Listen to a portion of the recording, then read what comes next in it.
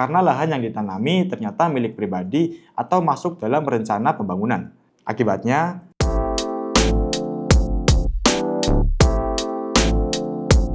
salam mangrover.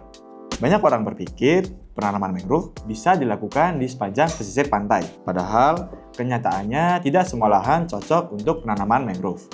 Salah pilih lokasi bisa berujung kegagalan bibit tidak tumbuh, terhanyut arus, atau mati karena kondisi tanah yang tidak mendukung.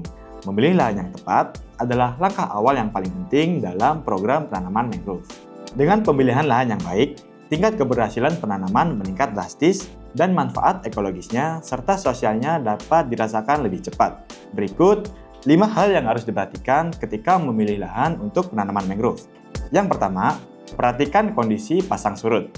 Mangrove hanya bisa hidup di wilayah yang dipengaruhi oleh pasang surut air laut. Idealnya, bibit ditanam pada area yang tergenang air laut saat pasang, tetapi tetap muncul ke permukaan saat surut.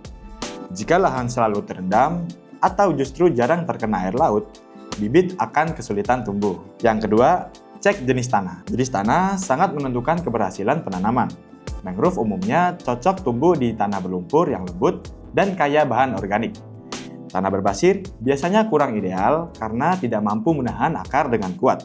Sementara tanah berbatu bisa menghambat pertumbuhan akar.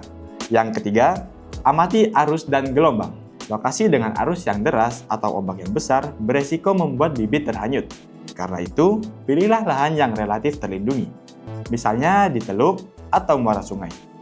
Jika menanam di lokasi terbuka, biasanya diperlukan teknologi tambahan seperti pelindung ombak atau struktur pengendali arus. Yang keempat, keterlibatan masyarakat. Selain faktor teknis, keberhasilan juga ditentukan oleh faktor sosial. Pilih lahan yang tidak hanya cocok secara ekologi, tapi juga mendapat dukungan dari masyarakat sekitar. Dengan keterlibatan mereka, lahan akan lebih terjaga dan tidak mudah dialihfungsikan setelah penanaman dilakukan. Yang kelima, status kepemilikan lahan. Selain faktor ekologis, status hukum, dan kepemilikan juga sangat penting. Banyak program penanaman mangrove gagal berkelanjutan karena lahan yang ditanami ternyata milik pribadi atau masuk dalam rencana pembangunan. Akibatnya, mangrove yang sudah tumbuh malah ditebang atau digusur. Sebelum penanaman dilakukan, pastikan lahan memiliki status yang jelas, apakah milik negara, milik adat atau komunal, bahkan lahan pribadi dengan persetujuan pemilik. Idealnya, lahan berada di area lindung atau kawasan konservasi sehingga keberadaan mangrove lebih terjaga jangka panjang. Jika di lahan masyarakat, diperlukan kesepakatan tertulis agar tidak ada konflik di kemudian hari. Kesimpulannya, memilih lahan yang tepat untuk penanaman mangrove bukan hanya sekedar mencari area kosong di tepi pantai. Ada banyak aspek yang harus diperhatikan seperti kondisi pasang surut, jenis tanah, kekuatan arus, hingga dukungan masyarakat, serta status kepemilikan lahan. Kesalahan memilih lahan bisa membuat seluruh program penanaman gagal.